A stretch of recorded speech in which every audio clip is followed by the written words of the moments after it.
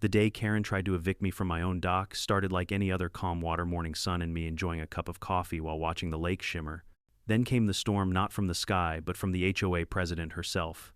Karen marched down in her oversized sun hat, clutching a folder thick with violation notices, barking orders like she owned the shoreline. She waved a paper in my face and shouted that I had 24 hours to vacate my dock or face heavy fines.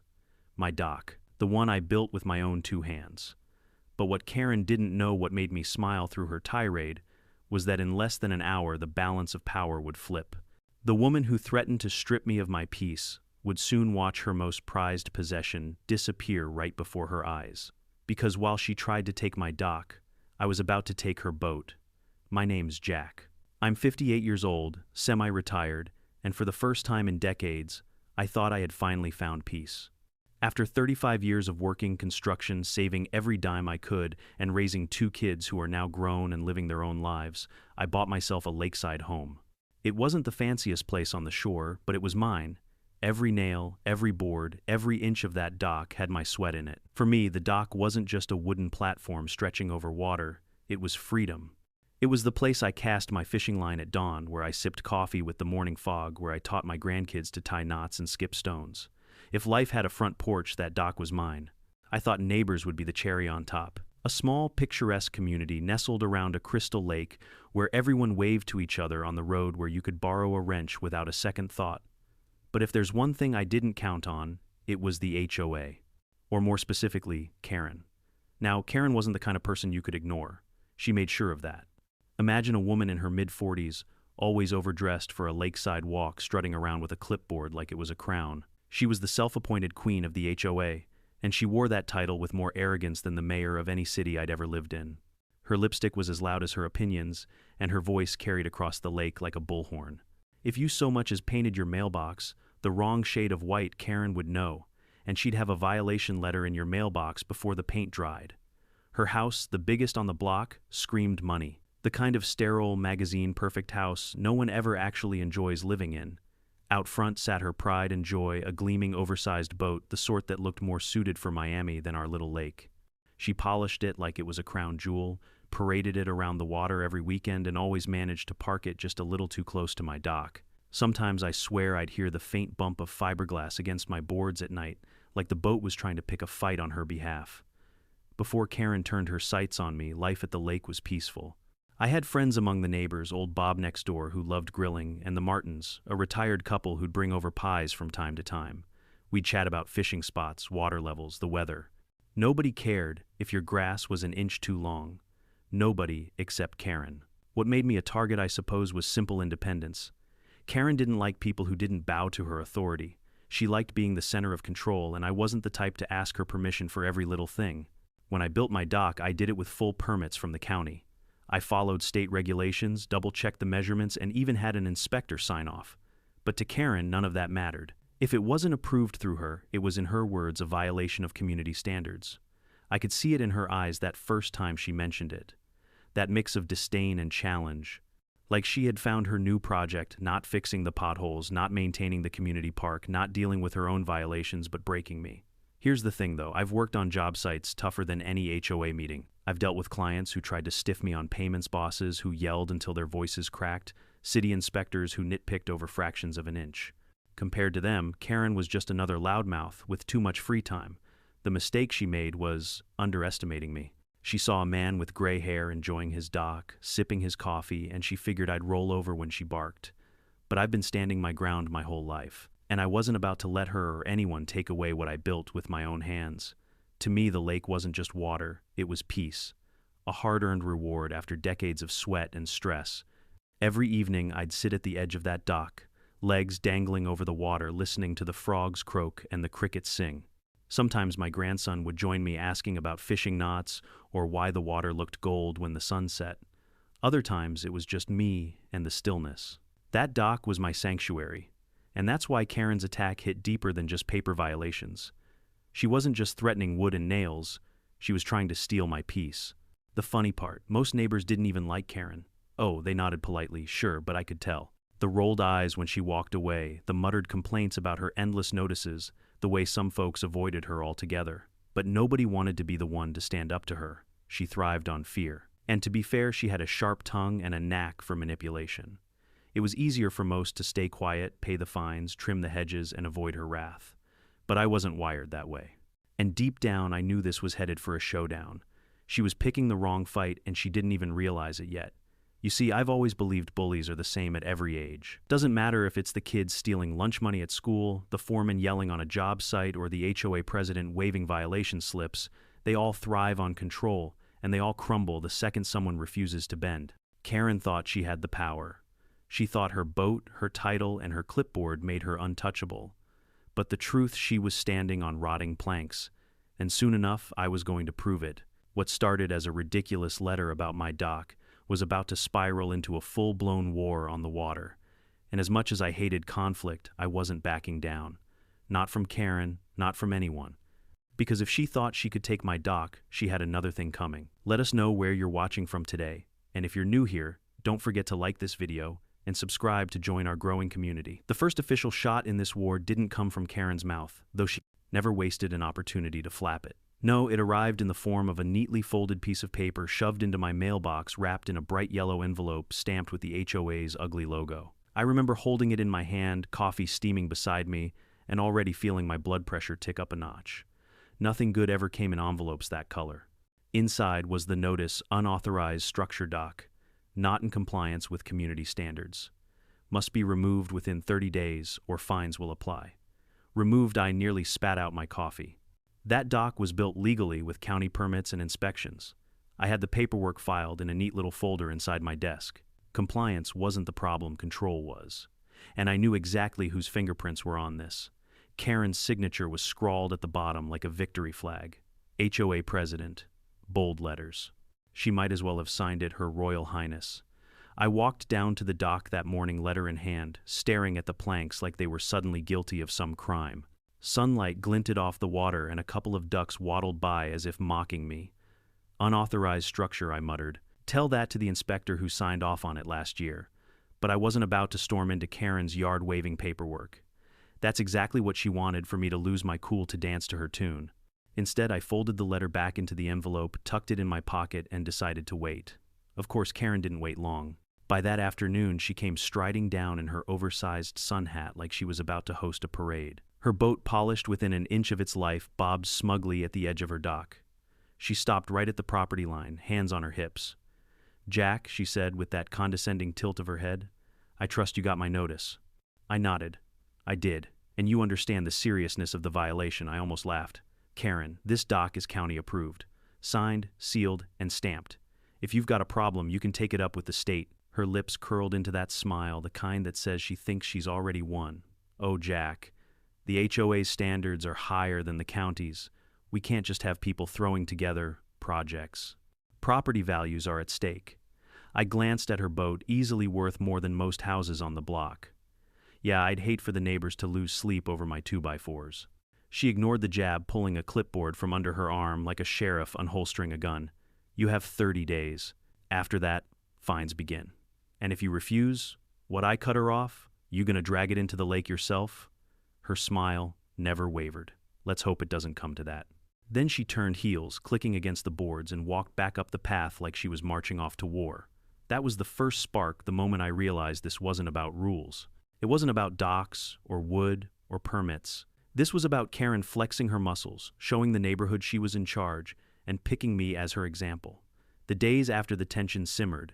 Each morning I'd walk down to the dock with my coffee, half expecting to find it spray-painted with violation in bright red. Karen would cruise past in her boat's sunglasses, reflecting the sun, waving like a queen to her subjects. Except when her eyes locked on mine, the wave always dropped. I tried diplomacy at first. I brought the folder of permits to the next HOA meeting, slid them across the table, and calmly explained that the dock was legal. Karen didn't even glance at the papers. She tapped her pen against the clipboard and said, "Legal doesn't always mean compliant with community standards."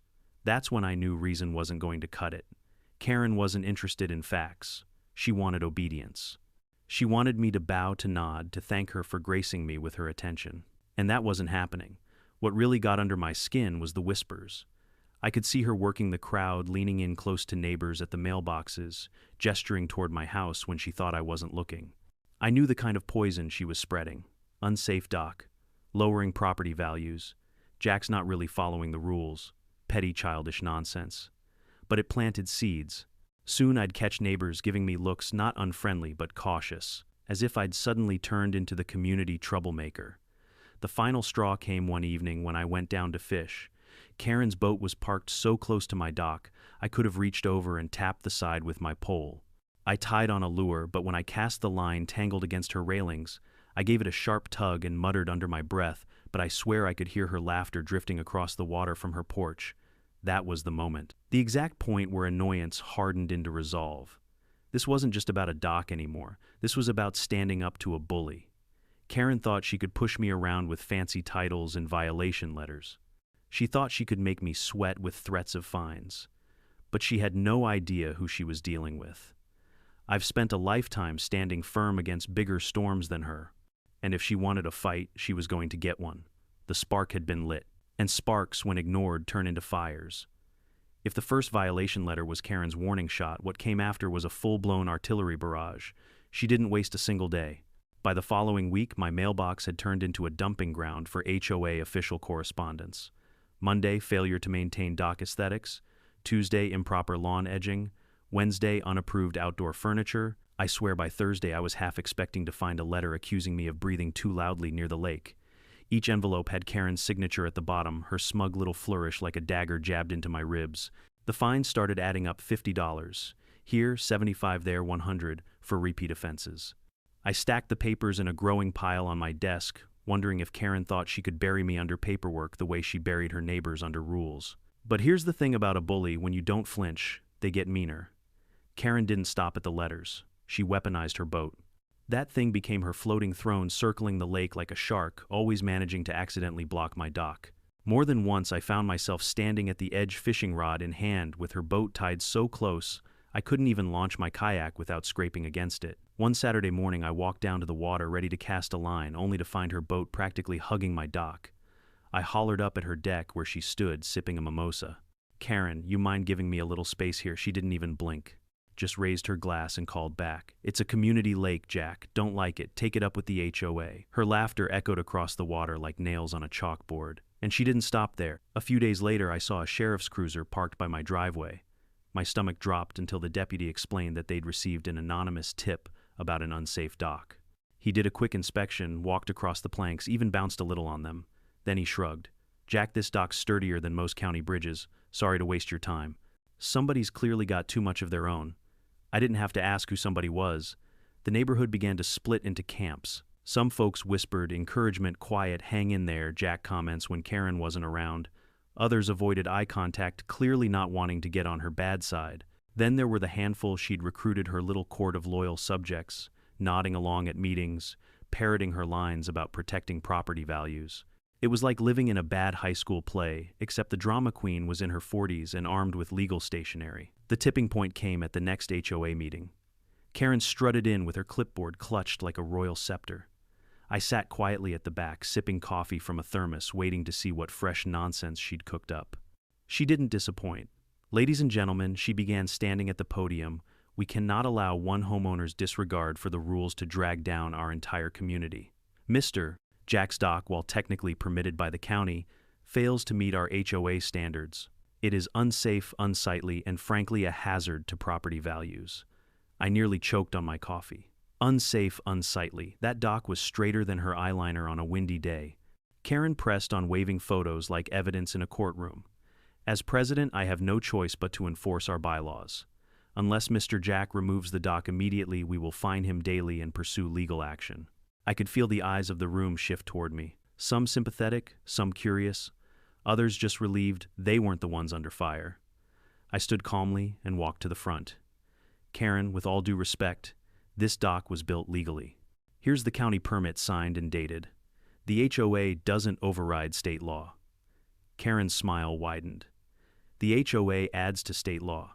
We set higher standards, Jack. Standards you're failing to meet." The room murmured. She was good at this, twisting words, making herself sound like the voice of reason. I leaned closer, lowering my voice so only she could hear. "You're not protecting property values, Karen. You're protecting your ego." For the first time I saw her smile falter. just for a flicker of a second. Then she straightened, tapped her pen against the clipboard, and declared, "Meeting adjourned." Neighbors shuffled out whispering. I stayed behind gathering my papers. Karen lingered at the doorway, her eyes sharp as daggers. "You have until the weekend, Jack," she hissed. "After that, I'll see to it myself." It wasn't just a threat, it was a declaration of war. That night, as I sat on my dock watching the sun sink below the horizon, I felt the weight of it all pressing down. Karen wasn't going to stop. She'd push and push until either I broke or she did. But here's the thing about me, I don't break easy. If Karen wanted a fight, she was about to get one. And she had no idea just how much fire she'd lit. The thing about people like Karen is that they never imagine anyone might be watching them as closely as they watch everyone else. She was too busy sniffing around my lawn, counting blades of grass, and measuring the angle of my dockboards to notice that her own castle was built on sand. It started with a hunch. After that HOA meeting where she practically foamed at the mouth, I went home and pulled out the bylaws binder. Every HOA has a fat stack of rules written in legalese, designed to keep people in line. Most folks never read it. They just pay their dues, mow their lawns, and pray they don't end up on the Queen's bad side.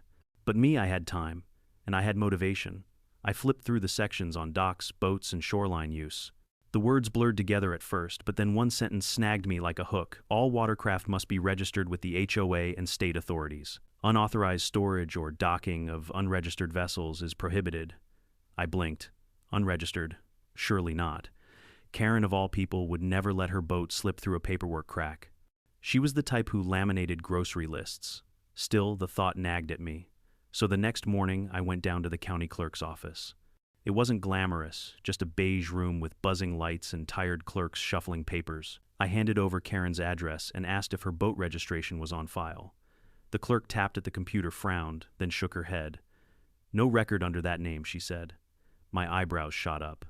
"You're sure?" She turned the monitor toward me. "Positive. If it's out there, it's not properly registered in this county."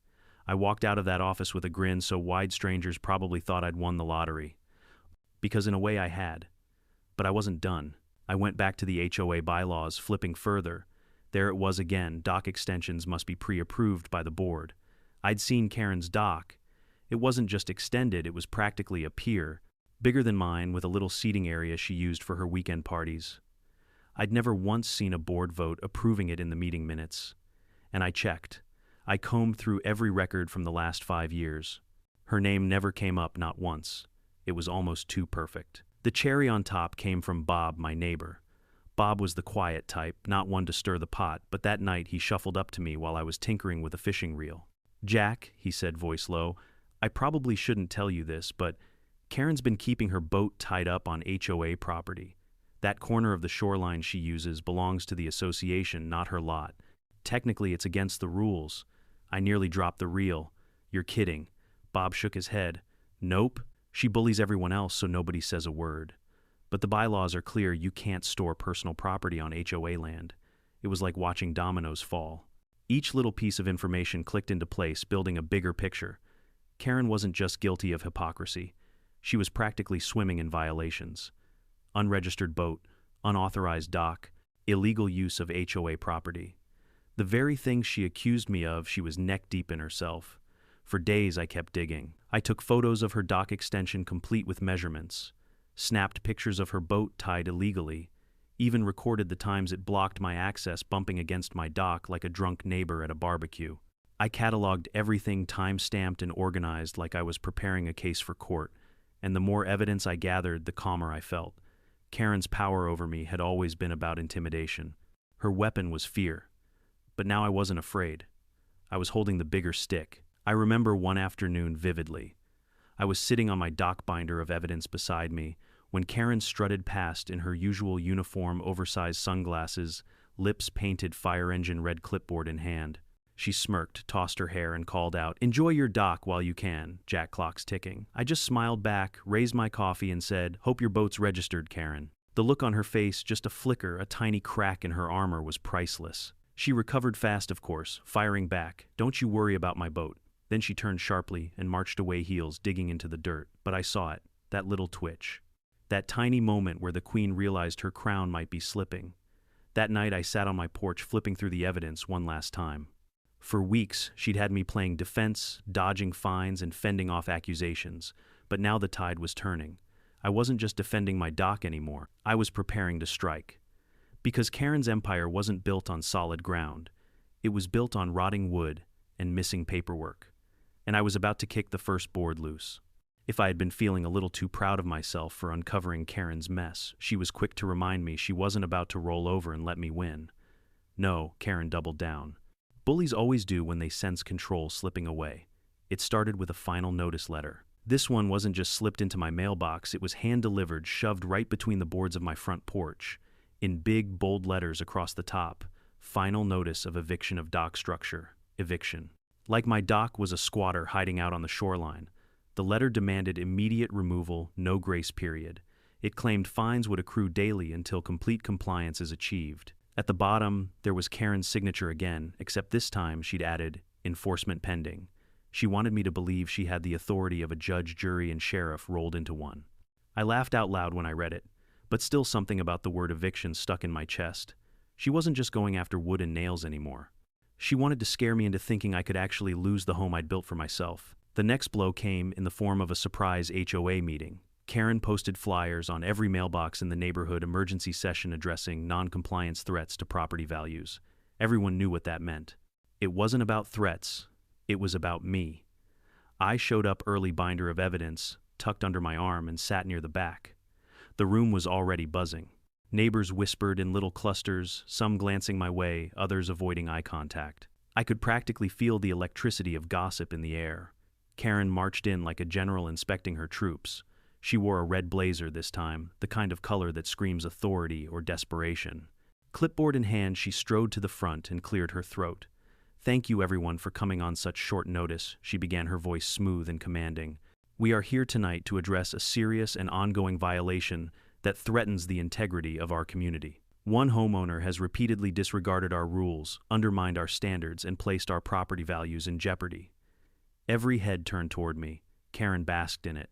She went on waving photographs of my dock like she was prosecuting a case in front of the Supreme Court. Unsafe construction, unauthorized additions, non-compliant materials. This dock is not only a hazard but a disgrace to the reputation of our neighborhood. I clenched my jaw, but I didn't rise. Not yet. Let her dig deeper. Karen leaned forward, eyes glittering. "We cannot let this stand. If we allow one person to flout the rules, we open the door to chaos. Today it's a dock. Tomorrow it could be chain link fences, broken down cars, wild parties. Is that what you want for our community?" A few of her loyalists clapped, nodding eagerly. Others shifted uncomfortably in their seats. Finally, Karen slammed the papers down. "Therefore, I propose we authorize immediate legal action to force removal of this dock." Enough is enough. The room erupted. Some neighbors murmured agreement, others protested. Old Bob spoke up from the back. "Karen, that dock's sturdier than most bridges around here. Jack's done nothing wrong." Karen cut him off with a sharp glare. "This isn't about one dock, Bob. It's about order. Without rules, we have nothing." That was my cue. I rose slowly, carrying my binder to the front. "Funny you should mention rules, Karen," I said, voice calm, "because I've been reading them. Very carefully." Karen's smile twitched, but she kept her tone syrupy. "Jack, this isn't your time to speak," I held up a hand. "No, I think it is." The room quieted. I opened the binder, flipping through neatly tabbed pages. "See, the bylaws say all watercraft must be registered with both the HOA and the county. But your boat, Karen, doesn't seem to be on record." I checked. A ripple of gasps spread through the room. Karen's face froze. I continued, "And about dock extensions, the bylaws require board approval.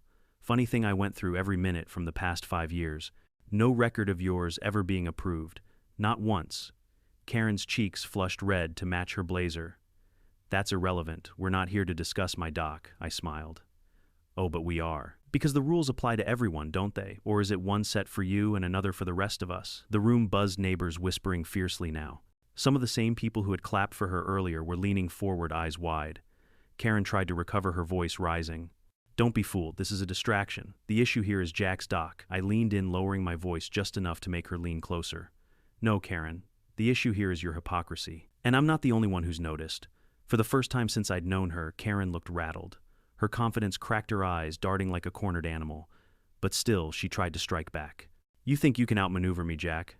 I've been president of this HOA for 6 years. I've handled lawsuits, complaints, disputes. You're just one man with a pile of papers. You won't win." I closed the binder gently. Maybe. Or maybe I've been building more than a dock this whole time. The meeting ended in chaos. Neighbors' divided voices raised. Karen storming out with her clipboard clutched like a lifeline. But as I walked back home under the cool night sky, I knew something had shifted. Karen wasn't invincible anymore. She knew it, and I knew it. And while she'd thrown her hardest punch yet, she had no idea the knockout was already coming. The night of that chaotic HOA meeting, I sat at my kitchen table with the binder spread open, notes scattered around, and a cup of coffee that had long gone cold. For weeks, Karen had kept me on the ropes with her petty harassment, but now the tide had shifted. I wasn't just defending myself anymore. I was planning an offensive. And trust me, I've laid plenty of foundations in my life, but none as satisfying as this one. The first step was to get airtight legal backup. Karen loved throwing around words like noncompliance and eviction as if they were magic spells, but real law doesn't bend to HOA fantasies. The next morning, I walked into a local attorney's office, a sharp woman named Marcy who specialized in property law. She listened as I laid out the details, flipping through the bylaws and the stack of violation letters Karen had dumped on me. When I got to the part about her unregistered boat, Marcy raised her eyebrows. "She's been threatening you with fines while she herself is in violation. That's not just hypocritical, Jack. That's actionable. Music to my ears." Marcy helped me organize the evidence into a legal brief, photos, county documents, HOA meeting minutes, and even Bob's quiet testimony about her boat being tied up on HOA land. She explained that if Karen tried to pursue legal action, we'd counter with her violations. But the real kicker was that HOA rules allowed for immediate impoundment of unregistered watercraft. "You mean?" I started grinning. Marcy smirked. "Yes. If it's not registered, the HOA technically has the authority to seize it. Which means, Jack, you can request enforcement. Turn her weapon right back on her." The idea hit me like a jolt of lightning. Karen had spent months threatening to take away my dock, but within the very rules she worshipped, I now held the power to take away her boat. The irony was so sweet, I could almost taste it. But before swinging that hammer, I needed allies. Karen's power came from intimidation, from making people feel like they were alone against her clipboard army. If I could rally the neighbors, the quiet ones who'd been suffering in silence, she'd lose her strongest advantage. So I started talking. Over coffee with the Martins while helping Bob fix his grill, even at the local bait shop. I told them about the unregistered boat, the unauthorized dock extension, the misuse of HOA property. At first, people were hesitant. Karen had ruled for so long that many feared retaliation, but once they realized I had solid proof, something shifted. The fear in their eyes was replaced by something else: relief. One by one, they began to nod.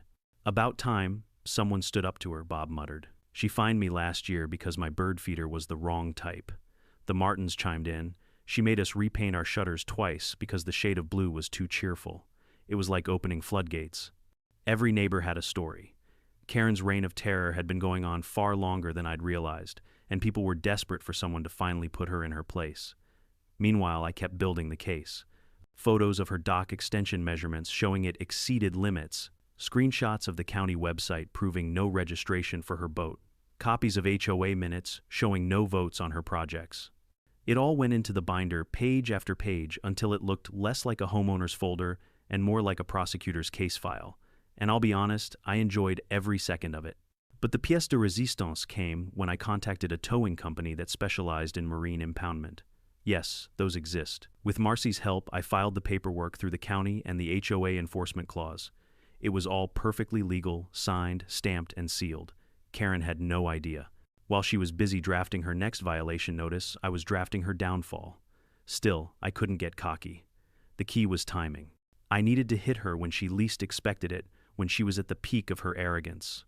Nothing destroys a bully faster than public humiliation. So I set the stage. The next HOA meeting was coming up, and I knew Karen would use it to press her eviction threats one more time. I planned to sit quietly, let her rant and rave, and then calmly drop the hammer. Meanwhile, I made sure the tow company was on standby, paperwork ready. One phone call and her beloved boat would be hooked up and hauled away right in front of the very neighbors she'd tried to impress for years. In the evenings, I'd sit on my dock binder by my side and watch her parade around with her clipboard. She'd strut past, sunglasses flashing, tossing me smirks as if she were already victorious. She had no clue that every step she took brought her closer to the trap. One night, Bob wandered over beer in hand and asked, "You really think this'll work, Jack?" I looked out at Karen's boat, gleaming under the porch lights like some kind of trophy. "Oh, it'll work," I said, "because she built her throne out of rotting wood. All I'm doing is leaning on it." The weekend before the meeting, Karen came by, lips curled in a triumphant smile. "Enjoy your dock, Jack. This time next week it'll be gone." I raised my coffee and smiled. "Funny, Karen. I was about to say the same thing about your boat." She blinked, confused, but brushed it off with a laugh. She thought I was bluffing. That's the thing about tyrants, they can't imagine a world where they're not in control. But the world was about to change.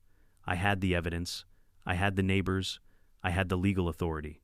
And when the next meeting rolled around, I wouldn't just defend myself. I'd pull the rug out from under her and the whole neighborhood would see the Queen's crown tumble into the mud. Karen thought she had me cornered. But really, she was the one standing in the trap, and I was the one holding the rope. The night of the big HOA meeting, I arrived early. Too early. The hall was half-lit chairs lined up in neat rows, the smell of coffee brewing in the back. I took my usual spot near the sidewall binder tucked under my arm like a loaded weapon. Tonight wasn't about defense. Tonight was about ending this. Neighbors trickled in, slowly murmuring as they found their seats.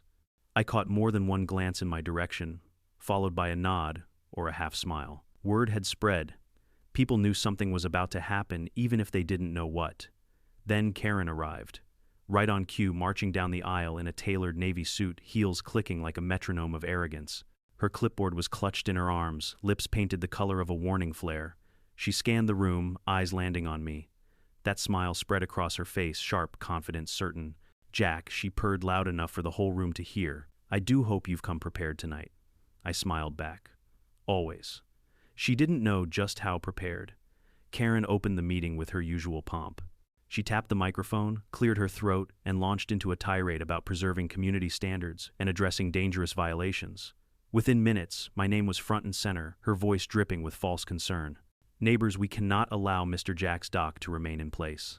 It is unsafe, non-compliant, and frankly an eyesore on our beautiful shoreline. I've given him ample time to correct the matter, but he has refused. Tonight, I propose we take legal action to remove it." Her loyalists clapped. A few others shifted uncomfortably. I sat still, binder resting on my lap, waiting for the perfect moment. Karen pressed on, holding up photos of my dock, conveniently angled to make it look crooked, though anyone with eyes could see otherwise. "This," she declared, "is what happens when rules are ignored. Do we want our neighborhood to fall into chaos? Theatrics. Pure theatrics." Finally, I rose, calm, steady. "Karen," I said, my voice carrying through the room, "you're right about one thing. Rules matter. They apply to everyone, don't they?" A ripple of murmurs spread. Karen narrowed her eyes. "Of course they do. That's why we're here." I carried my binder to the front, flipping it open with deliberate slowness. "Then perhaps you can explain these." I held up a photo of her dock extension. "No board approval for this. 5 years of minutes, not a single vote. That's a violation." Gasps. Heads turned toward Karen. She shifted in her seat, but I didn't stop. I flipped again, showing the county record. "And your boat. Not registered with the county, not registered with the HOA. Another violation." A louder murmur, now neighbors leaning forward, whispering to each other. Karen's face flushed, but I pressed harder. "And this." I held up a photo of her boat tied on HOA land. "Personal property stored illegally, against the bylaws you love so much." The room erupted. Neighbors talking over one another, pointing, shaking their heads. Karen slammed her clipboard down, voice rising over the noise. "This is a distraction. None of this is relevant to the issue at hand." I leaned in, voice calm but cutting. "It's absolutely relevant. You've spent months threatening me, fining me, humiliating me, while breaking more rules than anyone else here. You claim to protect property values, Karen, but all you've protected is yourself." For the first time, her confidence cracked. She stammered, her eyes darting to the loyalists, who suddenly looked a little less loyal. That's when the knock came on the door. 2 men in polo shirts and caps stepped in, carrying clipboards. "The Marine Tow Company. Excuse us," one of them said. "We're here for the boat impound." The room went dead silent. Karen shot to her feet, face pale. "What? No, you can't. This is outrageous." She rushed toward the men, blocking the doorway. "That boat is mine. You have no right." The taller man held up the paperwork. "Unregistered vessel, ma'am. Filed under HOA Enforcement Authority. We're just doing our job." Karen spun to me, eyes wild. "You did this." I raised my coffee cup. Because yes, I brought one and took a slow sip. You're the one who said rules matter, Karen. I'm just making sure they apply equally. The neighbors followed as the towmen walked to the shoreline. Karen scrambled after them, heels sinking into the grass. Her voice rose to a shriek as they began hooking her beloved boat to the tow rig. You can't take it. This is theft. Do you know who I am? The irony was delicious. For months, she'd threatened to take away my dock. And now, before the whole community, her pride and joy, that gleaming symbol of her power, was being hauled away like a piece of junk. Some neighbors laughed openly, others just shook their heads. Even Bob muttered about time. Karen screamed, pleaded, even tried to block the truck with her arms, but it was no use. The boat was hitched, secured, and rolled out of the neighborhood while she stumbled after it, mascara streaking, her voice cracking. I stood on my dock, sipping the last of my coffee, as the truck disappeared down the road. She tried to evict me. I said softly, mostly to myself, but tonight, it's her boat that's homeless. The neighbors clapped me on the back, murmuring congratulations. The queen had been dethroned, and the kingdom was free. But deep down, I knew this wasn't just about a dock or even about a boat. It was about standing up to bullies and reminding everyone that power only works if you let yourself be afraid of it. And I was done being afraid. The morning after Karen's meltdown felt different. For the first time in months, I walked out onto my dock with a cup of coffee and didn't feel the weight of her presence hovering over the neighborhood.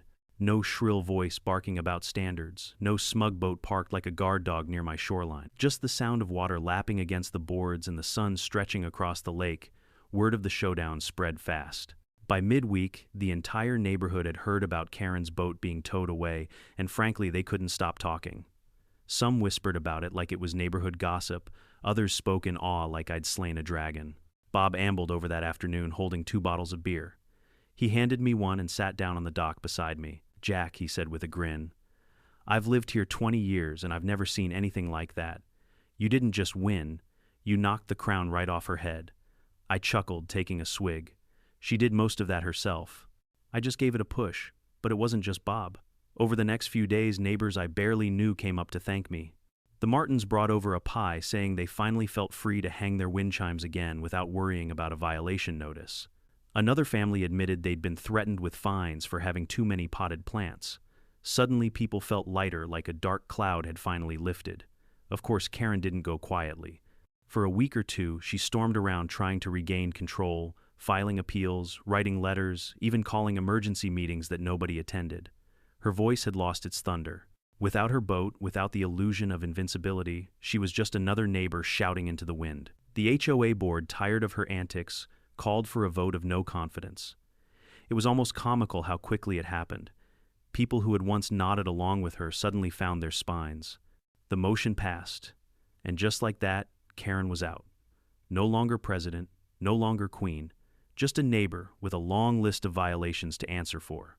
I heard later that she tried to fight the fines and registration issues in court, but the law was clear.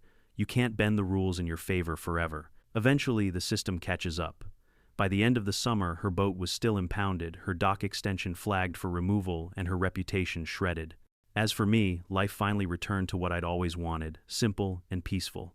I rebuilt part of my dock, reinforcing it with extra care, not because I had to, but because I wanted to. I sat out there most evenings, fishing rod in hand, watching the sunset paint the water gold. Sometimes my grandkids came by laughing as they dangled their feet in the lake. Other times it was just me, the frogs, and the quiet. And every so often I'd see Karen walking by, head down, no clipboard in sight. The same neighbors who once avoided her now barely gave her a glance. Power has a funny way of evaporating once people realize it was never real in the first place.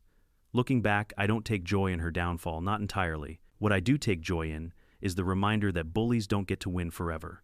They rise on fear, but fear only works until someone calls their bluff. Karen tried to evict me from my dock. She thought she could strip me of what I built, what I earned, what I loved. Instead, she lost what she loved most, not just her boat, but her grip on the neighborhood. And me, I didn't just keep my dock. I got my peace back. If this whole ordeal taught me anything, it's that silence only feeds bullies. Karen thrived because people were too afraid or too tired to fight back. But the second someone stood up, the illusion crumbled. Strength doesn't always come from shouting louder. Sometimes it comes from patience, preparation, and knowing the rules better than the tyrant who abuses them. So here's my message to anyone listening. Don't let anyone, neighbor boss or HOA president, convince you that you're powerless. You've got more strength than you realize. Sometimes it's just a matter of standing firm, even when your knees are shaking. Now I want to hear from you. Have you ever faced a bully in your neighborhood at work or in life? How did you handle it? Share your story in the comments below. And if you enjoyed this wild ride of HOA drama, don't forget to like the video, subscribe, and join our growing community. Because trust me, you won't want to miss the next story.